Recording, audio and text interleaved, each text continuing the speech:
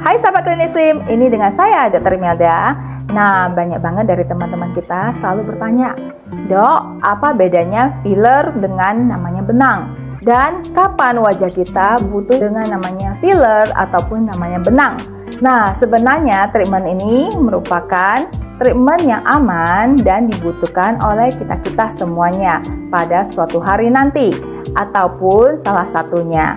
Semua kembali lagi kebutuhan daripada bentuk wajah kita yang sudah mengalami penuaan ataupun aging itu, baik yang disadarin ataupun tidak disadarin. Sering kan kita tidak pernah nyadarinya dan kita sadarinya saat kita berfoto selfie, apalagi dalam satu frame dengan teman-teman kita.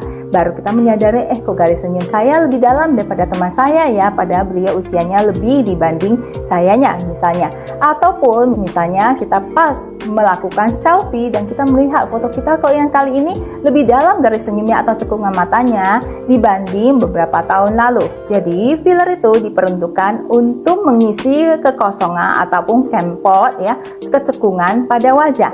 Contohnya daerah kantong mata, kemudian garis senyum ataupun sekitar pipi bagian bawah. Selain itu bisa untuk memberikan bentuk pada wajah kita yang kurang bingkainya. Contoh dagu yang terlalu pendek ya, hidung yang kurang mancung ya, ataupun pelipis yang terjadi cekung saat kita semakin berusia, tulang kita mengalami deformasi yaitu makin tenggelam ke dalam ya, ataupun di daerah front head ya, bagian jidat kita.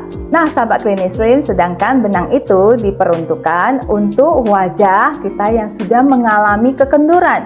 Misalnya cabi tapi mengalami kekenduran ya.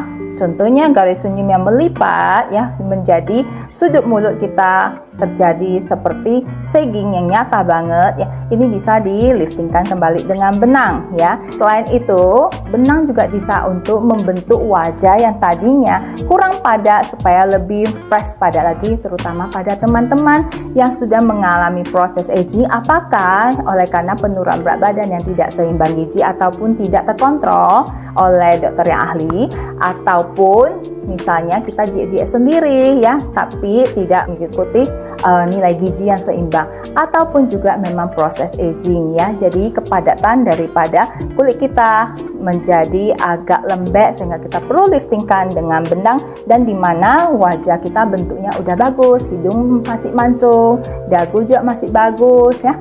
Nah, di situ kita butuhnya hanya benang. Tapi bila kita sudah mengalami kecekungan pada wajah, mata, dagu juga kurang, hidung juga kurang ya, dan sagging juga, berarti kita butuh dua ini untuk dikombinasikan. Termasuk juga untuk daerah bibir ya, semakin berusia kita akan mengalami kempot atau cekung pada daerah bibir sehingga waktu kita membingkai lipstick pada bibir susah untuk membingkainya atau makin lama makin masuk ke dalam. Contohnya begini, nah itu bisa diperbaiki juga dengan filler. Apakah mau dibentuk lebih plumpy ataupun kembali seperti waktu kita muda aja tanpa merubah bentuk.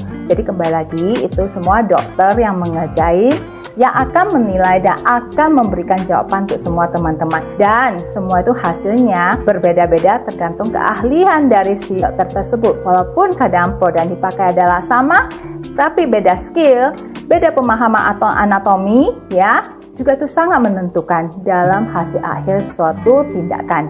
Jadi kalau ditanya mana lebih bagus filler ataupun benang, jadi dua ini bagaikan gula dan garam. Dua-duanya bagus ya.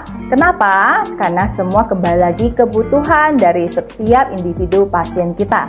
Dan semuanya mempunyai keunggulannya masing-masing. Bahkan kadang kita perlu mencampurkan dua ini dalam satu bingkai, seperti gula dan garam. Pilihlah dokter yang sesuai dengan keahliannya di bidang masing-masing. Setiap kota punya dokter yang terbaik.